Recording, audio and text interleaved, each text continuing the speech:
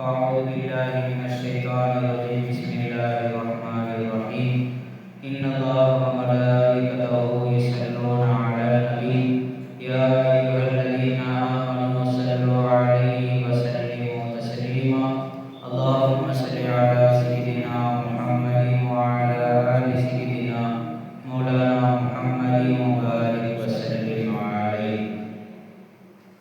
قال الله تعالى في مقام آخر يا أيها الذين آمنوا استعينوا بالصبر والصلاة إن الله مع الصابرين صدق الله العلي العظيم.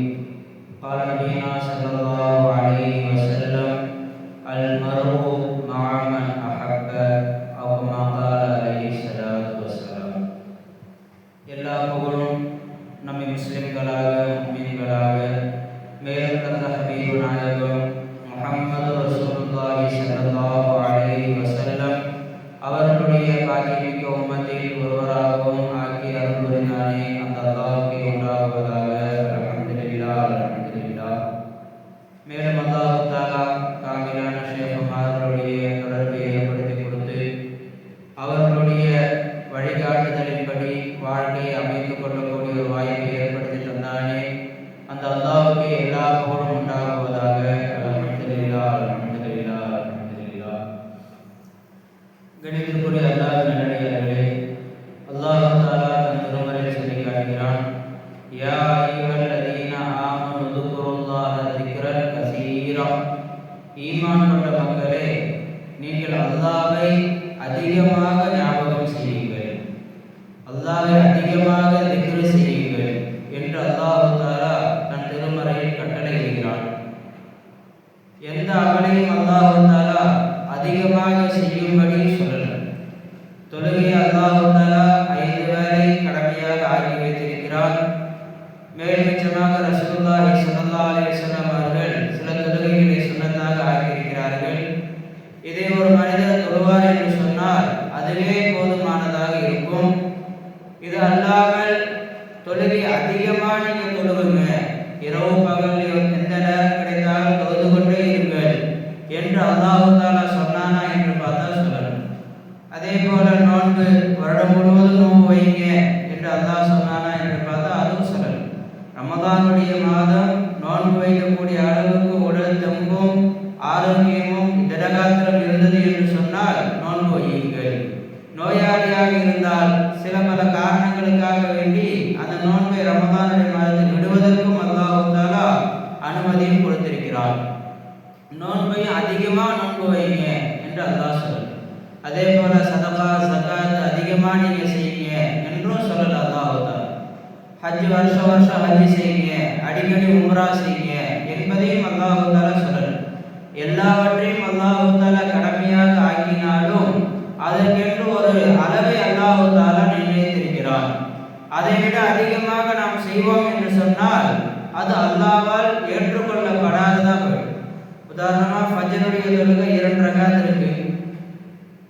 ஒரு மனிதர் தொழுகை தானே, நான் 4 ரகாத் தொழுகிறேன் ஃபஜ்ரு என்று தொழுவார் என்று சொன்னால் அவருடைய ஃபஜ்ரு தொழுகை ஏற்றுக்கொள்ளப்படாது. ஏன்னா அல்லாஹ் தஆலா நிர்ணயித்தது 2 ரகாத் தான். ஒருத்தர் லுஹர் தொழுகை 4 ரகாத், எனக்கு உடம்புல தெம்பு இருக்கு, நான் 8 ரகாத் தொழுகிறேன் என்று ஒரு மனிதர் சொல்வார் என்று சொன்னால், தொழுதார் என்று சொன்னால் அந்த தொழுகை ஏற்றுக்கொள்ளப்படாது. மக்ரிப் என்ன 3 ரகாத்தா இருக்குது, எக்ஸ்ட்ரா ஒரு ரகாத் நான் சேர்த்து 4 ரகாத்தா தொழுகிறேன். லுஹருடைய முன் சுன்னத் 4 ரகாத், நான் 6 ரகாத் தொழுகிறேன். லுஹருடைய பின் சுன்னத் 2 ரகாத், நான் 4 ரகாத் தொழுகிறேன் என்று ஒரு மனிதர் தொழுவார் என்று சொன்னால் அது அந்த தொழுகையாக கணக்கிடப்படாது. அது வேறு தொழுகையாக என்ன செய்யலாம், ஏற்றுக்கொள்ளலாம். லுஹருக்கு பின்னாடி 4 ரகாத் ஒரு மனிதர் சுன்னத் தொழுவார் என்று சொன்னால் அது ரசூலுல்லாஹி ஸல்லல்லாஹு அலைஹி வஸல்லம் அவர்கள் தொழுத சுன்னத்தாக அது கணக்கிடப்படாது. அது ஒரு நஃபீலாகத்தான் என்ன செய்யப்படும், கணக்கிடப்படும், வேறு தொழுகையாக தான் கணக்கிடப்படும். ஆக எதை அல்லாஹ் தஆலா நிர்ணயித்திருக்கிறானோ அதை விட அதிகமாக நாம் செய்வோம் என்று சொன்னால் அது அல்லாஹ்வால் அங்கீகரிக்கப்படாத ஒன்றாக போய்டும். அதே போல ஒரு மனிதர் 2% தான் ஜகாத் கொடுக்கணும், 100க்கு 2% ஜகாத் கொடுக்கணும், நான் 5% ஜகாத் கொடுக்கிறேன் என்று ஒரு மனிதர் சொல்வார் என்று சொன்னால் அல்லாஹ் நிர்ணயித்தது 2% தான். நீ மேல் மிச்சமாக கொடுக்குதல் என்பது அது ஜகாத்துல சேராது, அது மேல்மிச்சமான சதகால போய் சேர்ந்துடும் என்றுதான் சொல்லப்படுவார்கள். ஆக எந்த அமலாக இருந்தாலும் அதை அல்லாஹ் தஆலா நிர்ணயித்த அளவை விட அதிகமாக செய்தோம் என்று சொன்னால் அது அல்லாஹ்வால் ஏற்றுக்கொள்ளப்படாமல் போயிடும். அது எந்த அமலோ அந்த அமல் என்ற தன்மையை விட்டு அது தூரமான ஒரு அமலாக போயிடும். ஆனால் அல்லாஹ் தஆலா திக்ர் என்ற அந்த அமலை அல்லாஹ் சொல்லும்போது, யா அய்யுஹல்லதீன ஆமனூ, ஈமான் கொண்ட மக்களே, உதுகுருல்லாஹ திக்ரன் கஸீரா, நீங்கள் அல்லாஹ்வை அதிகமாக திக்ர் செய்யுங்க என்று அல்லாஹ் தஆலா கட்டளையிடுகிறான். அப்ப அல்லாஹ்வை திக்ர் செய்வதற்கு இவ்வளவுதான் என்ற எண்ணிக்கையும் கிடையாது, இவ்வளவுதான் என்ற நேரமும் கிடையாது, இவ்வளவுதான் செய்ய வேண்டும் என்ற ஒரு நிர்ணயம் கிடையாது, அளவு கிடையாது. எவ்வளவு வேண்டுமானாலும் அல்லாஹ் தஆலாவை திக்ர் செய்யலாம். எந்த அளவு நாம் அதிகமாக திக்ர் செய்ய முடியுமோ அந்த அளவு அதிகமாக திக்ர் செய்து கொண்டிருந்தாலும் அதைவிட மேல் மிச்சமான ஒரு எண்ணை குறிப்பிடும் போது அது சின்ன எண்ணா போயிடுது. ஒரு மனிதன் ஒரு நாளைக்கு 1 கோடி தடவை லா இலாஹ இல்லல்லாஹ் என்று ஓதுறாரு. சரி, 10 கோடி தடவை ஒரு மனிதன் லா இலாஹ இல்லல்லாஹ் என்று ஓதுகிறார் என்று சொன்னால் பார்க்கிறவங்க என்ன சொல்லுவாங்க? 10 கோடி தடவை ஓதிட்டாரு என்று சொல்லுவாங்க. ஆனா 10 கோடியே 1 என்று வைக்கும் போது அந்த 10 கோடியே 1 என்ற எண்ணை கவனிக்கும் போது இது குறைவான திக்ரா போயிடும். அப்ப அல்லாஹ்வை திக்ர் செய்வதை என்னாலும் நம்பர்ஸ் என்ற விஷயத்திலையும் நம்ம என்ன செய்வோம்? அல்லாஹ்வை அதிகமாக திக்ர் செய்ய முடியாது. அதே போல நேரத்தால அல்லாஹ் அதிகமாக திக்ர் செய்ய முடியுமா? அல்லாஹ் நேரத்தால் அதிகமாக திக்ர் செய்யுங்க என்று சொல்றானா என்று பார்த்தா அதுவும் கிடையாது. ஒரு நாளைக்கு 24 மணி நேரம் இருக்கு, அதுல 6 மணி நேரம் நீங்க தூங்கிடுறீங்க, மீதம் இருக்கக்கூடிய நேரத்துல தொழுகையுடைய நேரம் இருக்கு, அதெல்லாம் போக மீதம் ஒரு 4 மணி நேரம் நீங்க அல்லாஹ்வை திக்ர் செய்யுங்க என்று அல்லாஹ் சொல்றானா என்று பார்த்தா அதுவும் கிடையாது. நேற்று 4 மணி நேரம் திக்ர் செஞ்சீங்க, இன்று அதை விட அதிகமாக 1 மணி நேரம் எக்ஸ்ட்ரா எடுத்து 5 மணி நேரம் திக்ர் செய்யுங்க, இப்படியே திக்ர் செய்யக்கூடிய நேரத்தை நீங்க அதிகமாக்கி கொள்ளுங்கள் என்று அல்லாஹ் தஆலா நேரத்தை அதிகப்படுத்தபடியா சொல்றானா என்று பார்த்தா அதுவும் இல்லை. அப்ப எண்ணிக்கையிலையும் அல்லாஹ் அதிகமாக திக்ர் செய்யப்படி அல்லாஹ் சொல்லல, நேரத்திலையும் அல்லாஹ் தஆலா அதிகமாக நேரத்தை திக்ர்ல கழிங்க என்றும் அல்லாஹ் தஆலா சொல்லல. அப்ப அல்லாஹ்வை அதிகமாக திக்ர் செய்தல் என்று சொன்னா என்ன என்று நாம் சிந்தித்து பார்ப்போம் என்று சொன்னால், நம்முடைய வாழ்நாளில் எந்த ஒரு நிஅமத்தை நாம் பயன்படுத்தினாலும் அதில் அல்லாஹ் தஆலாவுடைய திக்ர் கலக்காமல் அந்த நிஅமத்தை நம்ம பயன்படுத்தக்கூடாது. இப்போ உதாரணமா கொஞ்ச நேரத்துக்கு முன்னாடி லெமன் ஜூஸ் கொடுத்தாங்க. இப்போ அந்த லெமன் ஜூஸ் கொடுக்கக்கூடிய அந்த நேரத்துல அல்லாஹ்வை எத்தனை நபர்கள் நாம் சிந்தித்தோம் யோசிச்சு பாருங்க. ஆரம்பத்துல பிஸ்மில்லா, அது முடிஞ்ச பிறகு அல்ஹம்துலில்லாஹ், அது குடிக்கக்கூடிய நேரத்துல ஏல இந்த லெமன் ஜூஸ் நீ தான் எல்லாம் கொடுத்த, அதை குடிப்பதற்குரிய குவத்தை நீ தான் கொடுத்த, அதுக்குரிய டேஸ்ட்டை நீ தான் கொடுத்த, அதை குடிப்பதற்குரிய ஒரு பாக்கியத்தை நீ தான் ஏற்படுத்தி கொடுத்த, அதன் ருசியை நீ தான் விளங்க வச்ச, அதை நீ தான் விழுங்க வச்ச, அதை நீ தான் அனுபவிக்க வைத்தாய் என்று அந்த லெமன் ஜூஸ் குடிக்கக்கூடிய நேரத்துல நாம் அல்லாஹ்வை ஞாபகம் செய்திருப்போம் என்று சொன்னால் இது அல்லாஹ்வை அதிகமாக திக்ர் செய்தல் என்ற அந்த கட்டளைக்கு உட்பட்டதா போயிடார்கள். இப்ப நாம என்ன செய்தோம்? அதை வாங்கினோட பிஸ்மில்லா சொல்லி குடிச்சோம், அல்ஹம்துலில்லாஹ் சொல்லி முடிச்ச பிறகு சொன்னோம். இப்ப அல்லாஹ்வுடைய திக்ர் அது அதிகமா இருக்கா குறைஞ்சிருக்கா என்று பார்த்தா அல்லாஹ்வுடைய திக்ர் குறைஞ்சி போயிடுச்சு. ஏன்னு சொன்னா ஒரு நியமத்தை நாம் அனுபவிக்கக்கூடிய நேரத்துல ஆரம்பத்திலேயும் முடிவுல மட்டும்தான் அல்லாஹ் தஆலாவுடைய திக்ர் வருது. இன்னும் பெரும்பான்மையான மக்களுக்கு அதுலயே திக்ர் வருது. இப்போ உதாரணமா பகலுடைய ஆரம்பம் காலையில எழுந்த உடனே சில பேர் அல்ஹம்துலில்லாஹ் என்று துஆ ஓதிட்டு எழுந்திருக்கிறாங்க. அல்ஹம்துலில்லாஹ் அல்லதி அஹ்யானா பஅதமா அமாதனா வ இலைஹி நுஷூர் என்று காலையில எழுந்திருக்கக்கூடிய நேரத்தில் அல்லாஹ்வுடைய சிந்தனையோடு எழுந்திருக்கிறாங்க. நைட்டு தூங்கும்போது அல்லாஹும்ம பிஸ்மிக அமூது வ அஹ்யா என்று தூங்கக்கூடிய நேரத்தில் ஓதுறாங்க. இப்ப இந்த பகலுடைய ஆரம்பமும் அந்த பகலுடைய முடிவும் அந்த மனிதருக்கு அல்லாஹ்வுடைய சிந்தனையோடு இருக்கிறது. மீதம் இடைப்பட்ட நேரம் எவ்வளவு நேரம் அல்லாஹ் தஆலாவுடைய சிந்தனையில நம்முடைய நேரம் கழிகிறது என்பதை பொறுத்து தான் நாம் அல்லாஹ் அதிகமாக திக்ர் செய்கிறோம் என்ற அந்த கணக்குல நம்ம வருவோம் அன்பர்களே. அப்ப பகல் நேரம் முழுவதும் அல்லாஹ்வை நாம் மறந்திருப்போம் என்று சொன்னால் அல்லாஹ் தஆலாவுடைய இந்த கட்டளையை நாம் செயல்பாட்டில் கொண்டு வராமல் விட்டுட்டோம் தான். வண்டி எடுக்கிறோம், வண்டி எடுக்கக்கூடிய நேரத்தில் பிஸ்மில்லா சொல்லி வண்டி எடுக்கிறோம். சுபஹானல்லதி சஃபரலனா ஹாதா வமா குன்னா லஹு முக்ரினீன் துவா ஓதுறோம். ஆனால் அந்த வண்டி ஓட்ட ஆரம்பிக்கும் போது துவா ஓதிடுறோம். போய் அந்த இடத்துல போய் முடிந்த பிறகு சில பேர் அல்ஹம்துலில்லாஹ் நல்லபடி அல்லாஹ் போட்டு வந்துட்டான் அல்ஹம்துலில்லாஹ் என்று அல்லாஹ் புகழ்றோம். ஆனால் இடைப்பட்ட நேரம் இங்கிருந்து நம்ம போய் சேரக்கூடிய இடம் வரை வண்டி ஓட்டிக்கிட்டு இருந்தோம். அந்த நேரத்தில் அல்லாஹ் தஆலாவுடைய சிந்தனை நமக்கு இருந்ததா என்று பார்த்தால் பெரும்பான்மையான மக்களிடத்தில் அது இல்லை அன்பர்களே. அந்த நேரத்திலையும் அல்லாஹ்வை ஞாபகம் செய்வதற்கு பேர் தான் அதிகமாக திக்ரு செய்தல் என்ற அர்த்தம். ஆரம்பத்தில் முடிவில் மட்டும் நம்ம திக்ரு செஞ்சுட்டு இடைப்பட்ட எல்லா நேரத்திலையுமே நம்ம அல்லாஹ்வை மறந்து விட்டோம் என்று சொன்னால் அல்லாஹ்வை அதிகமாக திக்ரு செய்து அந்த கூட்டத்தில் நம்ம வரமாட்டோம் அன்பர்களே. ரசூலுல்லாஹி ஸல்லல்லாஹு அலைஹி வஸல்லம் ஒரு ஹதீஸ்ல சொல்லி காட்டினாங்க, மஸலுல் லதி யذ்குரு ரப்பஹு வல்லதி லா யذ்குரு மஸலுல் ஹய்யி வல் மய்யித். ஒரு மனிதர் அல்லாஹ்வை ஞாபகம் செய்கிறார் அவருக்கும் ஒரு மனிதர் அல்லாஹ்வை ஞாபகம் செய்யவில்லை அவருக்கும் உதாரணமாகிறது மஸலுல் ஹய்யி வல் மய்யித். ஹயாத்தாக இருப்பவருக்கும் மையத்தாக இருப்பவருக்கும் உள்ள உதாரணம் என்று ரசூலுல்லாஹி ஸல்லல்லாஹு அலைஹி வஸல்லம் அவங்க சொல்லி காட்டினாங்க. இப்போ நான் பயான் செஞ்சுக்கிட்டு இருக்கேன், இப்போ நீங்கள் பயான் கேட்டுக்கிட்டு இருக்கிறீங்க.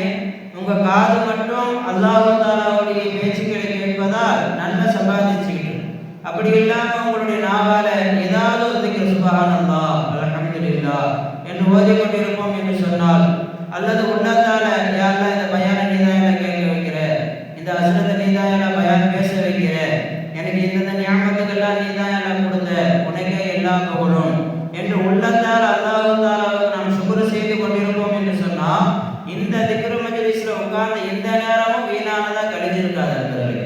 அப்ப ரசூலுல்லாஹி ஸல்லல்லாஹு அலைஹி வஸல்லம் அவங்க சொன்னாங்க, யார் அல்லாஹ்வை ஞாபகம் செய்கிறாரோ அவருக்கும் யார் அல்லாஹ்வை ஞாபகம் செய்யவில்லையோ அவருக்கும் உதாரணமாகிறது மஸலுல் ஹய்யி வல் மய்யித். ஹயாத்தாக இருப்பவருக்கும் மையத்தாக இருப்பவருக்கும் உள்ள உதாரணம் என்று ரசூலுல்லாஹி ஸல்லல்லாஹு அலைஹி வஸல்லம் அவங்க சொன்னாங்க. அப்படின்னா என்ன? ஒரு மனிதர் எந்த அளவு அல்லாஹ்வை ஞாபகம் செய்கிறாரோ அந்த அளவு அல்லாஹ் தஆலாவுடைய கண்ணோட்டத்திலும் ரசூலுல்லாஹி ஸல்லல்லாஹு அலைஹி வஸல்லம் அவருடைய கண்ணோட்டத்திலையும் ஹயாத்தாக உள்ளவராக அவர் கணிக்கப்படுகிறார். யார் அல்லாஹ்வை மறந்துவிட்டு உலாத்துகிறாரோ, அல்லாஹ்வை மறந்துவிட்டு யார் தன்னுடைய வாழ்க்கையை கழிக்கிறாரோ அவர் அல்லாஹ் ரசூலுடைய பார்வையில் ஹயாத்தாக இருந்தாலும் அவர் அல்லாஹ் ரசூலுடைய பார்வையில அவர்கள் மையத்தை போன்றவர்கள் என்று இந்த ஹதீஸ்ல ஸல்லல்லாஹு அலைஹி வஸல்லம் நம்ம சொல்லி காட்டுறாங்க. இப்ப காலையில எழுந்ததிலிருந்து இப்ப மணி இந்த 8 மணி ஆக போகுது. இதுவரை நாம் எந்த அளவு அல்லாஹ் தஆலாவுடைய சிந்தனையில் நாம் இருந்தோமோ அந்த அளவு தான் நம்ம ஹயாத்தா இருந்தவர்களாக அல்லாஹ் ரசூலுடைய கண்ணோட்டத்துல கணிக்கப்படும். எவ்வளவு நம்ம அல்லாஹ் மறந்திருந்தோமோ அந்த அளவு நாம் யார் மையத்தானவர்களாக அல்லாஹ் ரசூலுடைய கண்ணோட்டத்தில் நாம் இருந்திருக்கிறோம் அன்பர்களே. அப்ப நாம் மக்களுடைய பார்வையில ஹயாத்தானவர், மக்களுடைய பார்வையில இவர் நல்லவர், மக்களுடைய பார்வையில இவர் நல்ல நிரகாத்திரமானவர் என்று பெயர் எடுப்பதை விட அல்லாஹ் ரசூலுடைய இடத்துல ஹயாத்தானவர் என்று பெயர் எடுக்கணும். அல்லாஹ் ரசூல் இடத்துல இவர்கள் மார்க்க விஷயத்துல மும்முரமானவர்கள் என்று அல்லாஹ் ரசூல் நம்மளை பார்த்து சொல்லணும். அல்லாஹ் ரசூல் நம்மை பார்த்து இவர் அல்லாஹ் அவ்வளவு திக்ர், இவர் அல்லாஹ்வை அதிகமாக திக்ர் செய்யக்கூடியவர் என்று அல்லாஹ் ரசூல் சொல்லணும். மக்களுடைய புகழ் இருக்கு, அது வெளிரங்கத்தை வச்சுதான் சொல்லுவாங்க. ஆனா அல்லாஹ் ரசூல் நம்முடைய அந்தரங்கம் வெளிரங்கம் எல்லாவற்றையும் வைத்து சொல்லக்கூடியவர்களாக அல்லாஹ் ரசூல் இருக்கிறார். அப்ப காலையிலிருந்து இதுவரைக்கும் எத்தனையோ நியமத்துகளை நம்ம பயன்படுத்தணும், எத்தனையோ நியமத்துகளை நம்ம அனுபவிச்சோம். அந்த நியமத்துகளை அனுபவிக்கக்கூடிய நேரத்துல அல்லாஹ் தஆலாவுடைய சிந்தனை நம்ம இடத்துல வந்ததா என்று பார்த்தால் அது கேள்விக்குறியாகத்தான் இருக்கு அன்பர்களே. அப்ப சாப்பாடு சாப்பிடக்கூடிய நேரத்திலையும் அல்லாஹ் தஆலாவுடைய சிந்தனை வரணும், தூங்கக்கூடிய நேரத்திலையும் அல்லாஹ் தஆலாவுடைய சிந்தனையோடு தூங்கணும். ஒரு வினாடி கூட அல்லாஹ்வை மறந்து நம்முடைய நேரம் கழிந்து விட்டது என்று சொன்னால் நாம் என்ன செய்யணும்? அல்லாஹ் தஆலாவிடத்தில் இஸ்திக்பார் செய்யணும் நண்பர்களே. இந்த நேரம் அல்லாஹ் உன்னை மறந்து கழிஞ்சிடுச்சு யா அல்லாஹ், என்னை மன்னிச்சிடு யா அல்லாஹ் என்று அல்லாஹ் தஆலாவிடத்தில் நாம் மன்னிப்பு கேட்கக்கூடிய ஒரு வழிமுறையை நாம் உண்டாக்கிக்கிறோம். ஏன் அல்லாஹ் அதிகமாக திக்ர் செய்யும்படி ஏன் அல்லாஹ் ரசூல் நமக்கு கட்டளையிடுறாங்க? லா யஸாலு லிசானக ரதபம் மின் திக்ரில்லாஹ், சதா உன்னுடைய நாவு அல்லாஹ்வுடைய திக்ரில நனைந்தே இருக்கட்டும் என்று ஸல்லல்லாஹு அலைஹி வஸல்லம் ஏன் சொன்னாங்க? ஏன் சதா அல்லாஹ் ஞாபகம் செஞ்சுக்கிட்டே இருக்கணும்னு ஏன் சொன்னாங்க என்று கேட்டால், அல்லாஹ்வை எந்த அளவு நாம் ஞாபகம் செய்கிறோமோ அந்த அளவு நமக்கு அல்லாஹ் தஆலாவுடைய பிரியம் நமக்கு அதிகமாக அன்பர்களே. அந்த அளவுக்கு ரசூலுல்லாஹி ஸல்லல்லாஹு அலைஹி வஸல்லம் அவருடைய பிரியம் நம்முடைய உள்ளத்தில் அதிகமாகும். அல்லாஹ் ரசூலுடைய பிரியம் உள்ளத்தில் அதிகமாகுவதுதான் நம்முடைய ஈமான் உறுதியாக இருக்கிறது என்பதுடைய அடையாளமாக இருக்கு அன்பர்களே.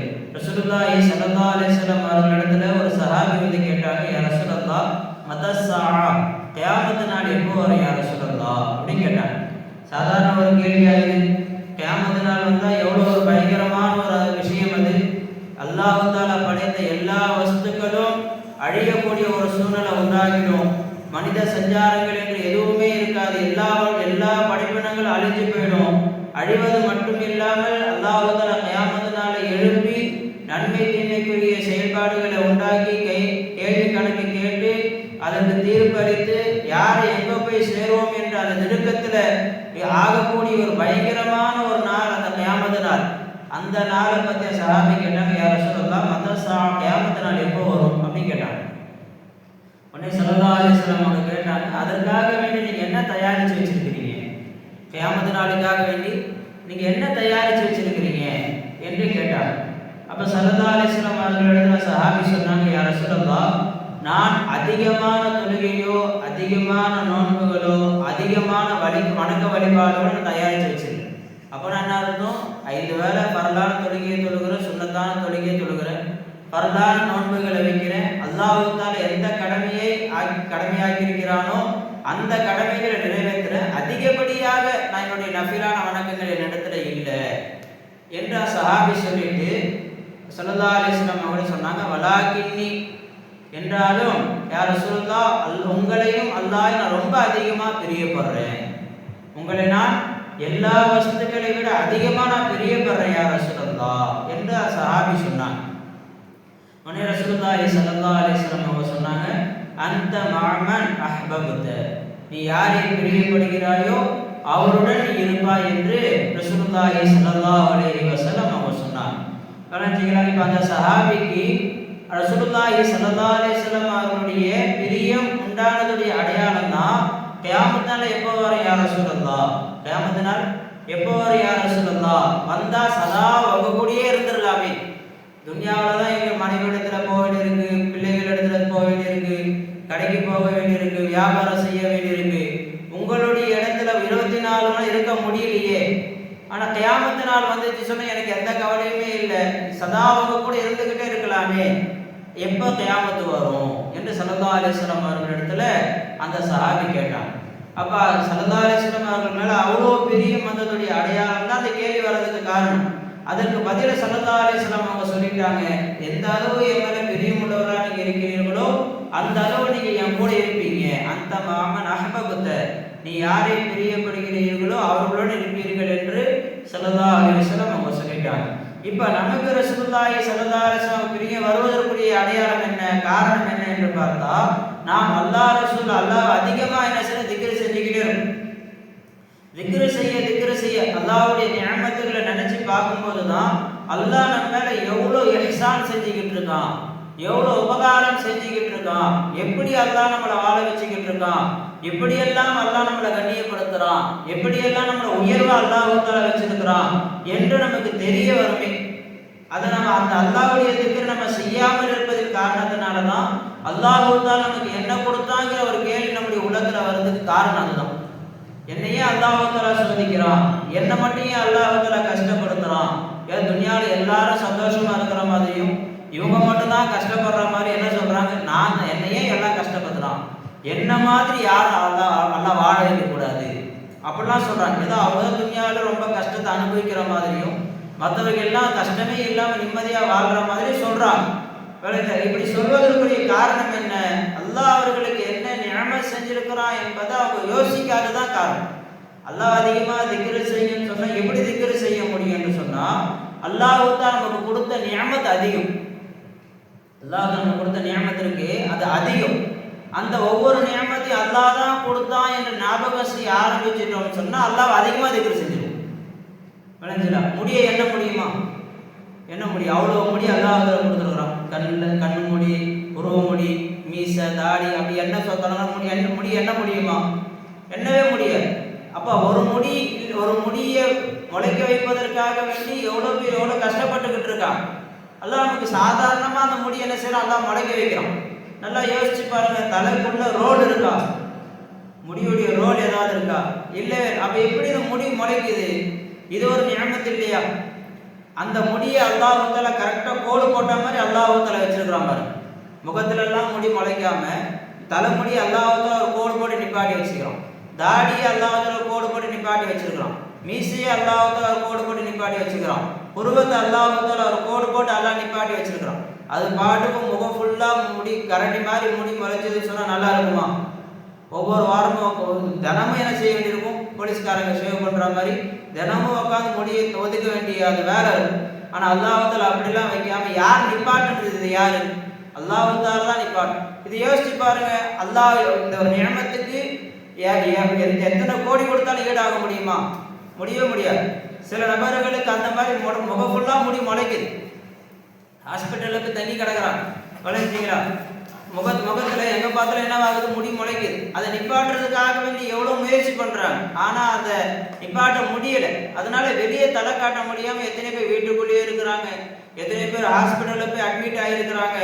எந்த ஒரு வழியும் இல்லாமல் கஷ்டப்படக்கூடிய மக்களும் பார்க்க தான் சரி. விளைஞ்சிடும். சில பேருக்கு தாடி இனமாகும் இது வரைக்கும் வரும். அந்த எக்ஸ்ட்ரா நமக்கு இருக்க அந்த அளவை விட கொஞ்சம் எக்ஸ்ட்ரா தாடி இந்த கன்னத்துலலாம் முடி முளைச்சிடும். அவங்க வாரம் என்ன செய்வாங்க? ஒதுக்கிட்டு இருப்பாங்க. ஒதுக்கலன்னா என்ன ஆகும்? முகம் ஃபுல்லாக முடி இருக்கிற மாதிரி இருக்கு. இப்போ அப்படிலாம் அல்லாஹ்வுத்தால வைக்காம ஒரு குறிப்பிட்ட அளவு கோடுபட்ட அல்லாஹ்வுத்தால தலைமுடிய, புருவ முடிய எல்லாத்தையுமே ஒரு அளவா அல்லாஹ் நிப்பாட்டி வச்சிருக்கிறானே, இது அல்லாஹ்வுத்தால செஞ்ச பதில் இல்லையா? அல்லாஹ் கண்முடிய, புருவ முடிய அது ஒரு வேகத்தில் அல்லாஹ் முளைக்க வைக்கிறான். கண் இமைய அல்லாஹ்வுத்தால அது ஒரு அளவா அல்லாஹ்வுத்தால முளைக்காத மாதிரி நிப்பாட்டி வச்சிருக்கிறான். மீச முடிய அது ஒரு வேகத்தில் அல்லாஹ் வளர வைக்கிறான். தாடி முடி அது ஒரு வேகத்தில் அல்லாஹ் முளைக்க வைக்கிறான். தலைமுடிய அது ஒரு வேகத்தில் அல்லாஹ்வுத்தால முளைக்க வைக்கிறான். தலைமுடி முளைக்கிற மாதிரியே புருவ முடி முளைச்சா என்ன ஆகும்? யோசிச்சு பாருங்க. கண்ணே மூடிக்கும் அப்படியே. சரி, இமை இந்த கண் இமை இருக்கு, அதை வளர ஆரம்பிச்சா என்ன ஆகும்? வாரம் அதையும் என்ன செய்ய வேண்டியிருக்கும்? வெட்ட வேண்டியிருக்கும். புருவத்தை என்ன செஞ்சு வெட்ட வேண்டியிருக்கும். வளைஞ்சிங்களா? மீச முளைகிற மாதிரி தாடி முளைக்கிற மாதிரி மீச முளைஞ்சா என்ன ஆகும்? விளைஞ்சிங்களா? மீச முளைகிற மாதிரி தாடி முளைஞ்சா என்ன ஆகும்? அப்போ எல்லாத்துக்கும் ஒரு வேகத்தை அல்லாஹ்வுத்தால நிர்ணயிச்சு வச்சிருக்காங்க. பார்த்தீங்களா? இது அல்லாஹ்வுத்தாலா செய்த மிகப்பெரிய ஒரு ஃபதல். இது நினைச்சு பாருங்க. இதான் அல்லாஹ் அதிகமாக திக்ர் செய்யும். விளைஞ்சிங்களா? அல்லாஹ்வுத்தாலா காதை அல்லாஹ்வுத்தாலா எப்படி கேட்க வைக்கிறான்? கண்ணை எப்படி அல்லாஹ்வுத்தாலா பார்க்க வைக்கிறான்? கண்ணில் உழக்கூடிய அந்த உருவம் தலைகீழ தான் விழுகுதுன்னு சொல்றாங்க. ஆனால் நமக்கு தலைகீழ தெரியுதா ஏதாவது? இப்போ வாட்டர் கேனை பார்க்குறோம். அசல் இந்த வாட்டர் கேனுடைய உருவம் கண்ணில் எப்படி பதிவாகுது? தலைகீழ தான் பதிவாகுது. ஆனால் நமக்கு விளங்கும் போது எப்படி அல்லாஹ்வுத்தாலா விளங்க வைக்கிறான்? நேராக விளங்க வைக்கிறான் பாருங்க. அப்படியே அல்லாஹ்வுத்தாலா தலைகீழே அல்லாஹ் விளங்க வச்சான் என்று சொன்னால் நம்ம துனியாவில் வாழ முடியுமா? அல்லாஹ் காப்பாற்றும். விளங்கிங்களா? அப்போ அல்லாஹ் ஒவ்வொரு பொருளையும் நேராக காட்டுறான்னு இது அல்லாஹ் கொடுத்த பெரிய நியமத்து இல்லையா? இப்போ அல்லாஹ் நமக்கு கொடுத்த நியமத்து அதிகம்.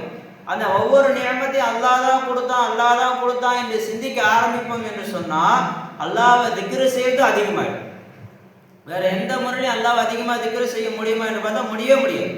அல்லாஹ் அதிகமாக திக்ர் செய்ய முடியாது. இல்லை, அல்லாஹ் என்ன செய்ய அதிகமாக திக்ர் செய்ய முடியாது. அல்லாஹ் குர்ஆன் சொல்றான், வயின் தஅது நிஅமத்தல்லாஹி லா தஹ்ஸூஹா.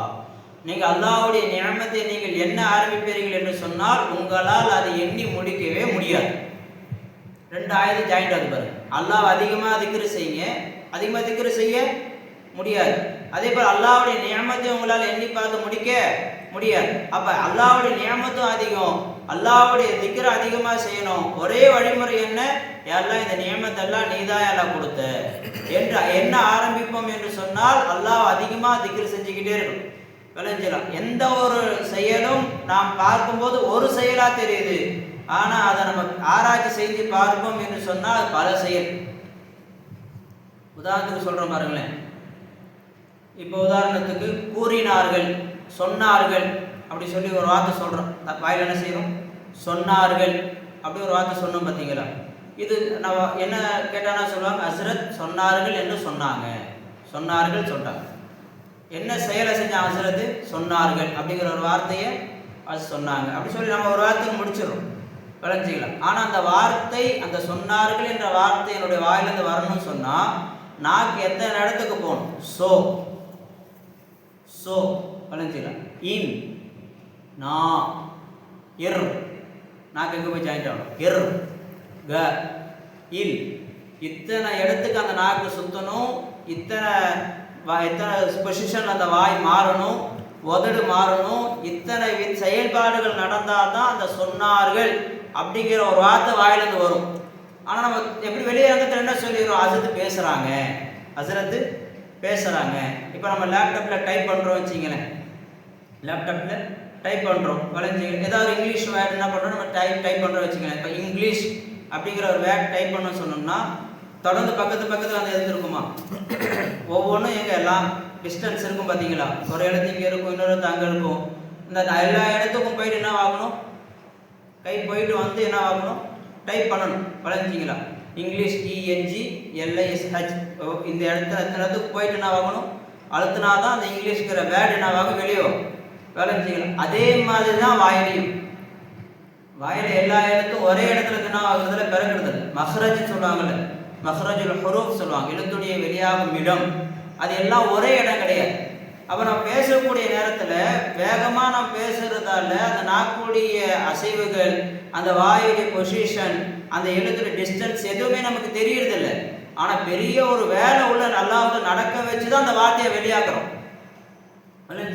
இதை யோசிச்சு பாருங்க, எல்லாம் எப்படி என்ன பேச வைக்கிற?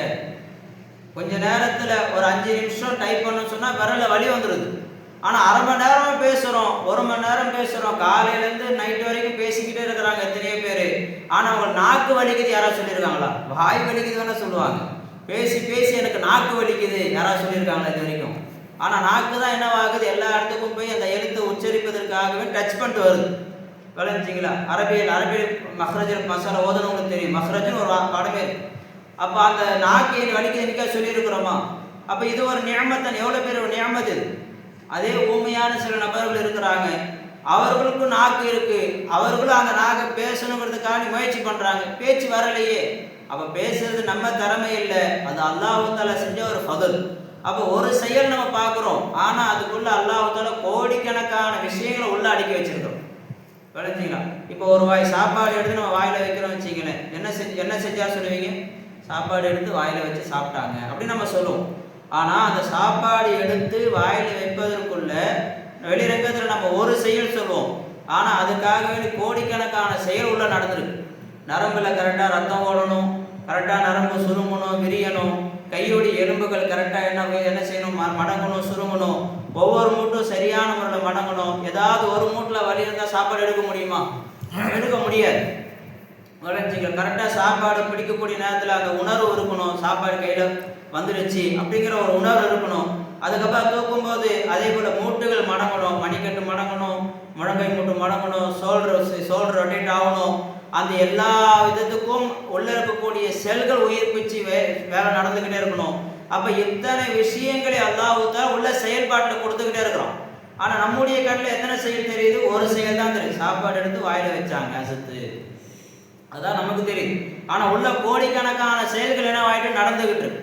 அப்போ அல்லாஹ் நமக்கு ஒரு நியமத் செஞ்சானா, கோடிக்கணக்கான நியமத் செஞ்சானா? ஒரு வாய் சாப்பாடு எடுத்து வைக்கிறதுக்கு. இப்போ அல்லாஹ் தஆலா சாப்பாடு எடுத்து வைக்கக்கூடிய நேரத்தில், யா அல்லாஹ் இந்த சாப்பாடு எடுத்து வைப்பதற்குரிய குவத்தை நீ தான் எல்லாம் கொடுத்த என்று அந்த சிந்தனையோடு எடுத்து நாம் வாயில வைப்போம் என்று சொன்னால் அது அல்லாஹ் அதிகமாக திக்ரு செஞ்சுதான் மாறிடும். எப்படி செயல் ஒன்றோ அதே போல திக்ர் நம்ம சொன்னது ஒன்று தான், ஆனால் ஒட்டுமொத்த செயலுக்கும் சேர்த்து நம்ம சொல்லியிருக்கிறோம்.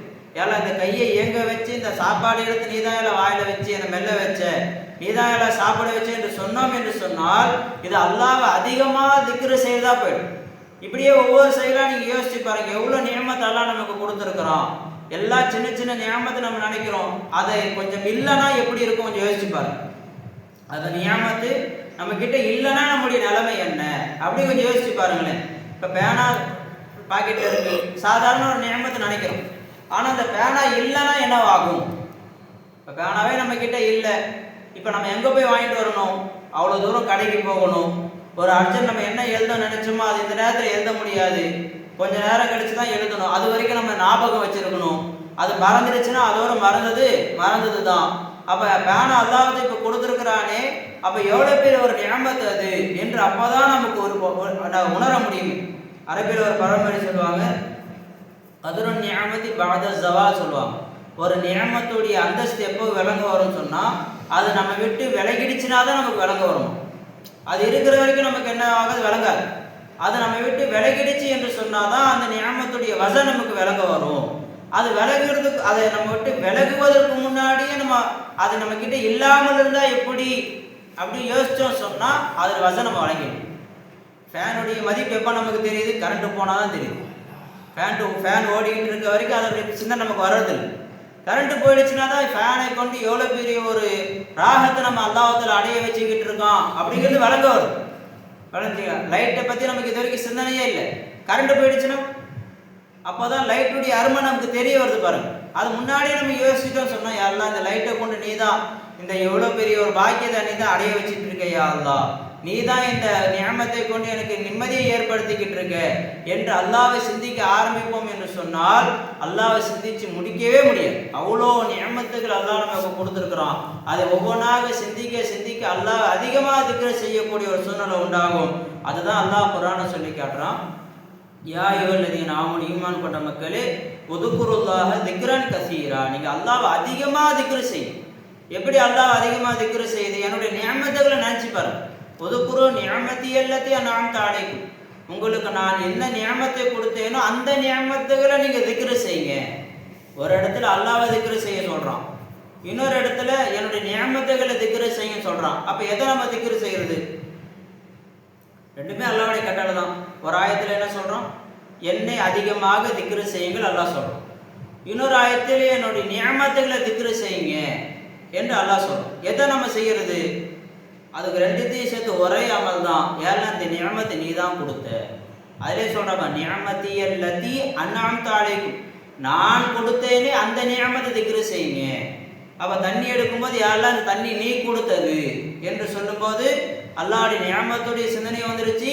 அந்த நியமத்தை கொடுத்த அல்லாஹ்வுடைய சிந்தனை நமக்கு வந்துருச்சு. சாப்பாடு எடுக்கிறோம், எல்லாம் சாப்பாடு நீ தான் எல்லாம் கொடுத்த. ஆடை எடுக்கிறோம், எல்லாம் இந்த ஆடையை நீ தான் எல்லாம் கொடுத்த. இப்படியே ஒவ்வொரு வஸ்துவாக நம்ம பயன்படுத்தும் போது லா இலாஹ இல்லல்லாஹ், இந்த வஸ்துவைக்கு நீ தேவை நீ தான் எல்லாம் பூர்த்தி செய்கிற, நீ தான் எல்லாம் தேவை பூர்த்தி செய்கிற என்று நாம் சொல்லிக்கொண்டே இருப்போம் என்று சொன்னால் அல்லாஹ்வை அதிகமாக திக்ர் செய்து அந்த கட்டளை நிறைவேறிடும். அவனுடைய நியமத்துகள் எப்படியாப்பட்ட நியமத்தை அல்லாஹ் நமக்கு கொடுத்துருக்கிறான் என்பதை விளங்கக்கூடிய ஒரு வாய்ப்பு நமக்கு என்னவாகும், உண்டாகும். அதுதான் அதுக்கு மசில் என்ன செய்யப்படுது, சொல்லிக் கொடுக்கப்படுது. அப்போ இந்த இடத்துல நம்ம அல்லாஹ் இன்னைக்கு என்ன சொல்லி கொடுத்துருக்குறோம், ஒவ்வொரு நியமத்தை நாம் பயன்படுத்தும் போதும் யாரெல்லாம் அந்த நியமத்தை நீ கொடுத்தது. இப்போ இந்த மைக் இல்லைன்னு சொன்னால் நான் பேசுறது உள்ளே கேட்க முடியுமா? கேட்க முடியாது. இது ஒரு நியமத். எதுக்கு அல்லாஹ் இந்த நியமத்தை கொடுத்துருக்குறான்? நான் பேசுறது மக்களுக்கு போய் சேரணும், கவனிச்சிங்களா? இல்லாட்டி போய் கத்தணும், நான் இல்லாட்டி சத்தம் போட்டுல பேசணும். நான் அதை விட்டு அல்லாஹ் என்னை காப்பாற்றுவதற்காகவே இந்த மைக்கை கொடுத்துருக்குறான். இப்போ யாருடைய சிந்தனை வந்துச்சு? மைக்குடைய சிந்தனை வந்துச்சு. மைக்கை கொடுத்தது அல்லாஹ்வுத்தாலாங்கிற சிந்தனை வந்துச்சு. இப்போ இந்த மைக் இல்லைன்னு சொன்னால் நான் இவ்வளோ அரை மணி நேரம் செஞ்சுருக்கணும், சத்தம் போட்டு பேசியிருக்கணும், தொண்டை என்ன இருக்கும், வலி வந்திருக்கும், வளைஞ்சிகளை தண்ணி இடையில தண்ணி குடிக்க வேண்டிய சூழ்நிலை உண்டாகியிருக்கும். அந்த சிரமத்தை விட்டு எல்லாம் அல்லாஹ் காப்பாற்றி அல்லாஹ் ஒரு மைக்கை கொடுத்து ராஹாத்தா பேச வச்சானே. அப்போ மைக்குடைய அருமை தெரியுது பாருங்க. அப்போ அந்த மைக்கு அல்லாஹ் கொடுக்கலன்னா எவ்வளோ பெரிய ஆபத்து வரும் என்பது விளங்க வருது. அப்போ அல்லாஹ் நமக்கு சுக்குர் வருது பாருங்க. இப்படியே நம்ம அல்லாஹ் அதிகமாக திக்ரு செய்ய அல்லாஹ் மேலே முஹப்பத் அதிகமாகிடும். ரசூலுல்லாஹி ஸல்லல்லாஹு அலைஹி வஸல்லம் அவர்கள் மீது முஹப்பத்து அதிகமாகி அல்லாஹ் எவ்வளோ பெரிய ஒரு பாக்கியம் நமக்கு கொடுத்துருக்கிறான் என்பதை விளங்குவதற்குரிய ஒரு வாய்ப்பு நமக்கு கிடைக்கும். வளைஞ்சிக்கிறா. இன்னும் நம்ம எந்த வஸ்துவை கூட நம்ம அல்லாஹ்வை திக்ரு செய்கிறோமோ அந்த வஸ்துவுடைய முஹப்பத்து நமக்கு கிடைச்சிடும். கணவரை பார்க்குறோம், எல்லாம் இந்த கணவரை நீ தான் எல்லாம் கொடுத்த என்று நமக்கு சிந்தனை வந்தது என்று சொன்னால் அந்த கணவரை அல்லாஹ்வுத்தாலா நமக்கு முஹப்பத்தா ஆகிடும். மனைவியை பார்க்குற எல்லாம் இந்த மனைவியை நீ தான் எல்லாம் கொடுத்த, மனைவியை கொண்டு என் தேவை நீ தான் பூர்த்தி செய்கிற என்று மனைவியை கொண்டு அல்லாஹ் நம்ம சிந்திச்சோம்னு சொன்னால் அந்த மனைவியை நம்ம முஹப்பத்தா அல்லாஹ்வுத்தாலா ஆகிடும். வளைஞ்சிக்கலாம். யாரெல்லாம் நாம் அந்த சிந்தனையோடு பார்க்குறோமோ, வளைஞ்சிக்கலாம், அந்த சிந்தனையோடு யாரையெல்லாம் நாம் பார்க்கிறோமோ அவர்கள் எல்லோரையும் அல்லாஹ் நமக்கு முஹப்பத்தாக என்ன செஞ்சிடும், அல்லாஹ்வுத்தாலா ஆகிடும். காரணம் என்ன, அவர்கள் அல்லாஹ்வுத்தாலாவுடைய சிந்தனையை பார்த்துட்டோம்ல, அதனால் அல்லாஹ்வுத்தாலா அவர்கள் ஹைரை வெளியாக்க ஆரம்பிச்சிடும். விளைஞ்சிக்கிற அதுதான் பெரியார்கள் தங்களுடைய வாழ்நாளில் தங்களுடைய கையில் எடுத்த பெரிய ஒரு ஆயுதமே அதுதான். விளைஞ்சிரா வழிமார்களை எதிர்க்கக்கூடியவர்கள் அதிகமாக, நேசிக்கக்கூடியவர்கள் அதிகமாக. பாருங்க, நேசிக்கக்கூடியவர்கள் தான் அதிகமாக இருப்பான். நேசிக்கக்கூடியவர்கள் 99% யார் தான் இருப்பான்? நேசிக்கக்கூடியவர்கள் தான் இருப்பான். காரணம் என்ன? அவர்கள் எல்லோரையும் அல்லாஹ்வை ஞாபகம் செய்வதற்கு ஒரு காரணமாக ஆக்கிக்கிட்டான். அதனால் அவர்களுடைய முகப்பத் எல்லாம் யாருக்கு போய் சேர்ந்துச்சு? அவர்கள் மேலே போய் சேரக்கூடிய ஒரு வாய்ப்பு உண்டாயிடுச்சு. அதே மாதிரி நாமளும் அல்லாஹ் அதிகமாக திக்ர் செய்வோம் என்று சொன்னால் எல்லா வஸ்துக்களுடைய பிரியமும் நமக்கு கிடைக்க ஆரம்பிச்சு. அல்லாஹ் தஆலா அப்படி வாழ்வதற்குரிய ஒரு தௌஃபீக் நம் அனைவருக்கும் அல்லாஹ் தந்தல் புரிவானாக. அல்ஹம்துலில்லாஹி ரப்பில் ஆலமீன். அஸ்ஸலாமு அலைக்கும் வரஹ்மத்துல்லாஹி